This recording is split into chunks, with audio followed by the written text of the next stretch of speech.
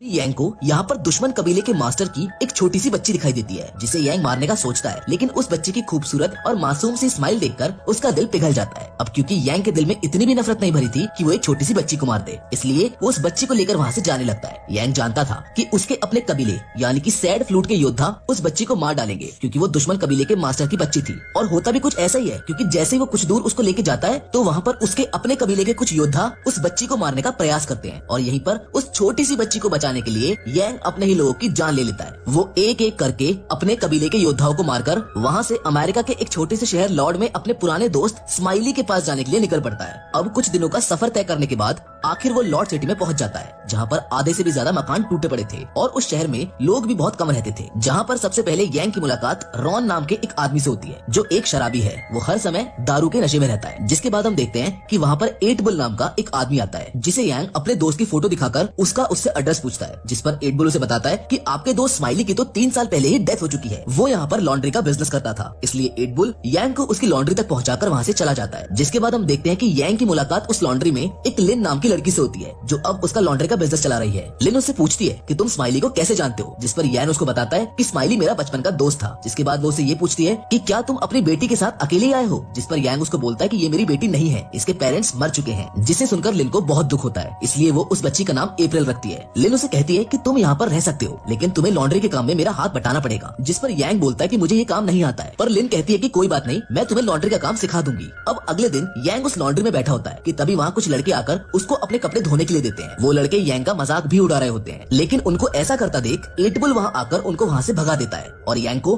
खाना खिलाने के लिए अपने साथ ले जाता है। रास्ते में यांग लिन को निशानेबाजी की प्रैक्टिस करते देखता है और फिर वो सभी वहाँ से खाना खाने के लिए आगे चले जाते हैं। अब ऐसे ही धीरे धीरे यांग यहाँ पर सेटल हो जाता है। वो लिन के साथ लॉन्ड्री में हेल्प करवाता है, उन लोगों के साथ खेलता कूदता है और सिर्फ इतना ही नहीं, वो इस बंजर रेगिस्तान की जमीन पर फूलों का बगीचा भी बनाने लगता है, जिसमें सभी उसकी मदद भी करते हैं। और कुछ महीने बाद उसके बगीचे में बहुत सारे सुंदर फूल खिल जाते हैं। वहाँ के सभी लोग उस छोटी बच्ची अप्रैल को भी बहुत प्यार करते थे। अब यहाँ पर रहते हुए यांग को ये समझ आ जाता है कि किसी भी चीज को मिटाना कितना आसान होता है, लेकिन उसी चीज को बनाने में बहुत ज्यादा मेहनत और समय लगता है। जिसके बाद हम देखते हैं कि एक दिन यांग और 8 बुल दोनों एक साथ कार्ड्स खेल रहे होते हैं और तभी वो लिन को किसी बच्चे की कब्र पर फूल चढ़ाता हुआ देखता है। यांग 8 बुल से पूछता है कि लिन किसकी कब्र पर फूल चढ़ा रही है। जिसके बाद 8 बुल उसको लिन के बारे में बताता है कि लिन जब 16 साल की थी तो एक कर्नल नाम का डाकू अपनी गैंग के साथ इस शहर में घुसकर लोगों को लूटता और मारता था। उस डाकू की एक सबसे गंदी हरकत ये थी कि वो शहर में जितनी भी लड़कियां होती थी उनको एक कतार में खड़ा करके उनके दांत चेक करता था और जिस लड़की के दांत साफ सुथरे और पूरे 32 होते थे वो उसके साथ जबरदस्ती करता था। और उस दिन कर्नल ने अपनी प्यास बुझाने के लिए लिन को चुना था, जबकि लिन के माँ बाप और उसके छोटे भाई बहन को कर्नल ने पकड़ रखा था। अब जब लिन को कर्नल के पास ले जाया जाता है तो मौके का फायदा उठाकर लिन वहीं पर रखे गर्म तेल वाले खाने को कर्नल के मुंह पर फेंक कर वहाँ से बाहर भागने लगती है, जिस बात से कर्नल आग बबूला हो जाता है और भागते हुए लिन पर गोली चलाकर उसे नीचे गिरा देता है। जिसे देखकर लिन के फादर उसको बचाने के लिए उसके पास भागते हैं, लेकिन तभी कर्नल उन्हें शूट करके मार देता है। जिसके बाद उसके लोग लिन की माँ और लिन के छोटे भाई को भी मार देते। ये सब लिन की आंखों के सामने हो रहा था। जिसके बाद कर्नल अपने आदमियों के साथ वहाँ से चला जाता है। जिसके बाद 8 बुल बताता है कि जब हम लिन के परिवार को दफनाने गए तो लिन की सांसें उस वक्त चल रही थी। जिसके बाद हम उसे घर ले आए और वो धीरे धीरे ठीक हो गई, लेकिन तभी से लिन ने ठान लिया था कि अब वो कर्नल को मारकर अपने परिवार और उन सभी लड़कियों का बदला लेगी जिनके साथ कर्नल ने जबरदस्ती की थी। जिसके थोड़ी देर बाद यांग फिर से देखता है कि लिन निशानेबाजी की प्रैक्टिस कर रही है, लेकिन उसका निशाना टारगेट पर नहीं लग रहा है और इसी वजह से वो निराश है। लिन कहती है कि मैं कभी भी एक अच्छी निशानेबाज नहीं बन पाऊंगी। जिस पर यांग उसे निशानेबाजी सिखाने के लिए उसकी आंखों पर पट्टी बांधकर उसके सामने टारगेट बनकर खड़ा हो जाता है और कहता है कि अपने टारगेट की मामूली से मामूली हरकत को गौर से सुनो और फिर टारगेट पर अटैक करो। जिससे लिन बड़े ही ध्यान से अपने टारगेट यानी कि यांग पर अटैक करती है। लिन देखती है कि उसका हर एक निशाना सही लगा है, जिसके बाद वो काफी खुश हो जाती है और यांग के पास जाकर उसका शुक्रिया करती है, क्योंकि जिस चीज को वो काफी समय से करने की कोशिश कर रही थी वो यांग ने उसे चंद मिनटों में ही सिखा दिया था। उसी रात लिन यांग को ये भी बताती है कि स्माइली ने मुझे तुम्हारे बारे में बता दिया था कि तुम सैड फ्लूट कबीले के योद्धा हो और एक दिन तुम यहाँ पर जरूर आओगे। वो पूछती है कि आखिर तुम सैड फ्लूट कबीले में शामिल क्यों हुए। जिस पर यांग बताता है कि बचपन में एक दिन जब मैं अपने पिता के साथ हमारे खेत में काम कर रहा था तब वहाँ पर एक कबीले का योद्धा आया और सिर्फ उसने अपनी तलवार की धार को चेक करने के लिए मेरे पिता की मेरी आंखों के सामने ही गर्दन धड़ से अलग कर दी, जिसको देखकर मैंने उसी दिन ये प्रण कर लिया था कि मैं इस दुनिया का सबसे ताकतवर योद्धा बनूंगा। जिसके बाद यांग लिन को अपनी तलवार दिखाता है। यहाँ पर यांग अप्रैल के बारे में भी सब सच बता देता है और कहता है कि अगर मैंने इस तलवार को म्यान से बाहर निकाला तो इस तलवार से मैंने जितने भी लोगों को मारा है उन सभी की रूहें रोने लगेंगी, जिनकी आवाज सुनकर मेरे अपने कबीले यानी कि सैड फ्लूट के योद्धा यहाँ पर अप्रैल को मारने के लिए आ जाएंगे। जिसके बाद यांग लिन को कई दिनों तक तलवारबाजी भी सिखाता है और फिर क्रिसमस का दिन आता है जिसे ये लोग बहुत ही खुशी से नाचते गाते हुए बना रहे होते हैं। लेकिन तभी कर्नल अपने आदमियों के साथ वहाँ पर आकर उन लोगों पर अत्याचार करने लगता है। वो लोग जोकर बने हुए आदमी के सर पर पानी की बाल्टी रखकर उस बाल्टी पर शूट करते हैं, जिसके बाद कर्नल उसके सर पर एक ड्रिंक के ग्लास को रख देता है और जैसे ही वो उस ग्लास पर शूट करने लगता है तभी वहाँ पर रॉन नशे की हालत में आ जाता है, जो पहले तो उस ड्रिंक को पीता है और फिर कर्नल का मजाक उड़ाने लगता है, जिससे कर्नल को काफी गुस्सा आता है। वो अपने एक आदमी को कहता है कि जाओ और इसको घोड़े के पीछे बांधकर घसीटो, जिसके बाद कर्नल शहर की सभी लड़कियों को एक कतार में खड़ा करके उनके दांत चेक करने लगता है और इसी दौरान उसे एक औरत के दांत साफ सुथरे और पूरे दिखते हैं, लेकिन वो औरत शादीशुदा होती है, इसलिए कर्नल उसे उसके पति के साथ ही गोली मारकर मार देता है। पर तभी कर्नल की नजर उनकी बेटियों पर पड़ती है, जिनको देखने के बाद वो अपने आदमी से कहता है कि इन दोनों को अच्छे से नहलाकर और सजाकर मेरे पास ले आओ। लेकिन कुछ देर बाद उन दोनों की जगह लिन अच्छे से सजकर कर्नल के पास चली जाती है और जब कर्नल के आदमी वहाँ से चले जाते हैं तो लिन अपना चाकू निकालकर धीरे धीरे कर्नल की तरफ बढ़ती है, लेकिन कर्नल उसको पहले ही पहचान चुका था, इसलिए वो पहले ही उस पर गन पॉइंट करके खड़ा हो जाता है। कर्नल उसको बताता है कि मैं तेरी सुगंध सूंघकर ही समझ गया था कि तू वही 16 साल पहले वाली लड़की है। जिसके बाद 8 बुल भागता हुआ यांग के पास जाकर उसको बताता है कि लिन अकेले ही कर्नल को मारने चली गई है और मजबूरन लिन को बचाने के लिए यांग को आखिरकार अपनी तलवार म्यान से बाहर निकालनी पड़ती है। जिसके बाहर निकलते ही सैड फ्लूट के मास्टर को यांग के बारे में पता चल जाता है और वो बड़ी तेजी से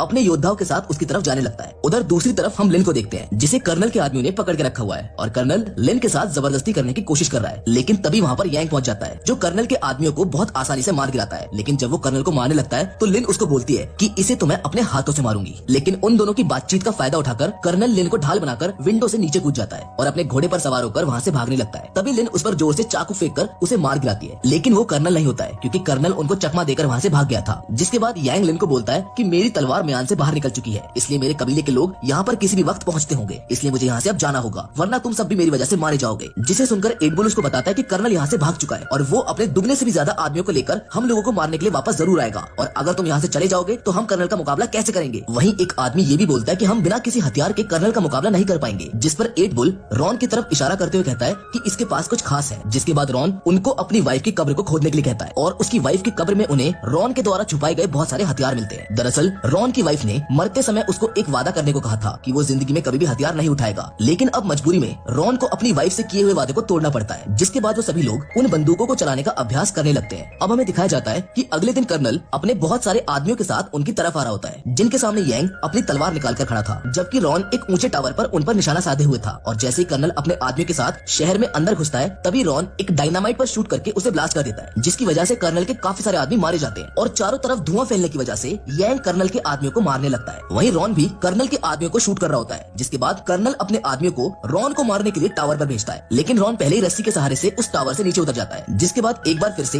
डायनामाइट ब्लास्ट होने की वजह से कर्नल के कुछ आदमी मारे जाते हैं और इसी बीच अब वहाँ पर सैड फ्लूट का मास्टर सैड फ्लूट के योद्धाओं के साथ वहाँ पर एंट्री लेता है, जिन्हें देखकर सभी डर जाते हैं। यांग लिन और 8 बुल से बोलता है कि तुम दोनों अप्रैल को कहीं महफूज जगह पर ले जाओ। जिसके बाद सैड फ्लूट के लोग उन लोगों पर हमला कर देते हैं। वहीं कर्नल के लोग भी अब शहर के लोगों के साथ मिलकर सैड फ्लूट के योद्धाओं को शूट कर रहे हैं, लेकिन सैड फ्लूट के योद्धा बहुत तेज हैं। वो कर्नल के लोगों को अपनी तेज तर्रार तलवारों से काट रहे हैं। जिसके बाद हम देखते हैं कि सैड फ्लूट के योद्धा अप्रैल को मारने के लिए उनके पीछे भागते हैं, जिनको देखकर यांग भी लिन और अप्रैल को बचाने के लिए उनके पीछे आता है। यांग अपने ही कबीले के योद्धाओं से लड़ता है और एक एक करके उन्हें मार रहा होता है। यांग को इस तरह से लड़ता देख सैड फ्लूट का मास्टर उस पर बहुत ज्यादा गुस्सा होता है। जिसके बाद यांग और लिन अप्रैल को बचाने के लिए एक घर में छुपने की कोशिश करते हैं, लेकिन वहाँ पर भी सैड फ्लूट के लोग आकर यांग से लड़ने लगते हैं। ये देखकर लिन 8 बुल को अप्रैल को पकड़ाकर कहती है कि अप्रैल को यहाँ से किसी सुरक्षित जगह पर ले जाओ। जिसके बाद वो खुद भी तलवार उठाकर सैड फ्लूट के योद्धाओं से लड़ने लगती है। जिसके बाद वो दोनों जब सैड फ्लूट के योद्धाओं को मारकर उस घर से बाहर आते हैं तो वो देखते हैं कि 8 बुल घायल है। 8 बुल उन्हें बताता है कि कर्नल उससे अप्रैल को छीनकर ले गया और इतना कहते ही 8 बुल दम तोड़ देता है। वहीं दूसरी साइड कर्नल अप्रैल को उठाए एक घर में घुसकर अपने आदमियों को बाहर उसकी सुरक्षा के लिए तैनात कर देता है, क्योंकि कर्नल जानता था कि सैड फ्लूट के लोग उसे यहाँ पर मारने जरूर आएंगे और होता भी ऐसा ही है। लेकिन कर्नल के लोग ऑटोमेटिक मशीन गन से सैड फ्लूट के योद्धाओं को मारने लगते हैं, लेकिन तभी वहाँ पर लाइट ऑफ हो जाती है, जिसका फायदा उठाकर यांग कर्नल के सभी आदमियों को मार देता है और रूम में कर्नल के पास आ जाता है, जहाँ कर्नल ने अपनी गन अप्रैल के ऊपर तान रखी होती है और उसी वक्त कर्नल अप्रैल को शूट कर देता है। लेकिन यांग बड़ी फुर्ती से उसकी गन से निकली गोली को अपनी तेज धार तलवार से 2 हिस्सों में काटकर कर्नल से अप्रैल को बचा लेता है। जिसके बाद यांग लिन को मौका देता है कर्नल को मारने का, जहाँ पर लिन और कर्नल के बीच लड़ाई होती है, जहाँ पर लिन पहले तो कर्नल के पैर को तलवार से काट देती है और जब वो नीचे गिर जाता है तो उसको तलवार से काटकर मार डालती है। इसके बाद वो दोनों उस रूम से बाहर आ जाते हैं, लेकिन उनके सामने अब सैड फ्लूट का मास्टर खड़ा होता है, जो यांग को कहता है कि तुम्हें इस दुश्मन कबीले की मास्टर की बच्ची को अपने हाथों से मारना होगा। लेकिन यांग इसके विपरीत अपने मास्टर यानी कि सैड फ्लूट मास्टर से फाइट करने लगता है, जहाँ पर उन दोनों में भयानक तलवारबाजी होती है। लेकिन आखिर में यांग सैड फ्लूट मास्टर का गला काट देता है और मरते मरते सैड फ्लूट मास्टर यांग से ये कहता है कि तुम इस बच्ची को जहाँ पर भी लेकर जाओगे सैड फ्लूट के योद्धा तुम्हें ढूंढकर मार डालेंगे। जिसके बाद वो मर जाता है। अब इसके बाद यांग लिन के पास जाता है, जिसकी गोद में अप्रैल सही सलामत खेल रही होती है, जिसे देखकर यांग लिन को बोलता है कि अप्रैल का ख्याल रखना, क्योंकि क्योंकि मैं यहाँ से हमेशा के लिए जा रहा हूँ। सैड फ्लूट के लोग सिर्फ मेरी तलवार के जरिए ही मुझ तक पहुँच सकते हैं और अगर मैं यहाँ पर रहा तो तुम दोनों की जान खतरे में रहेगी। इतना कहते हुए यांग उन सबसे बहुत दूर चला जाता है, जिसके बाद अब हमें कुछ महीने बाद का सीन दिखाया जाता है। यांग एक बर्फीली जगह पर है जहाँ पर सैड फ्लूट के योद्धा आ जाते हैं, जिनको देखकर यांग अपनी तलवार म्यान से बाहर निकालकर उनसे लड़ने के लिए तैयार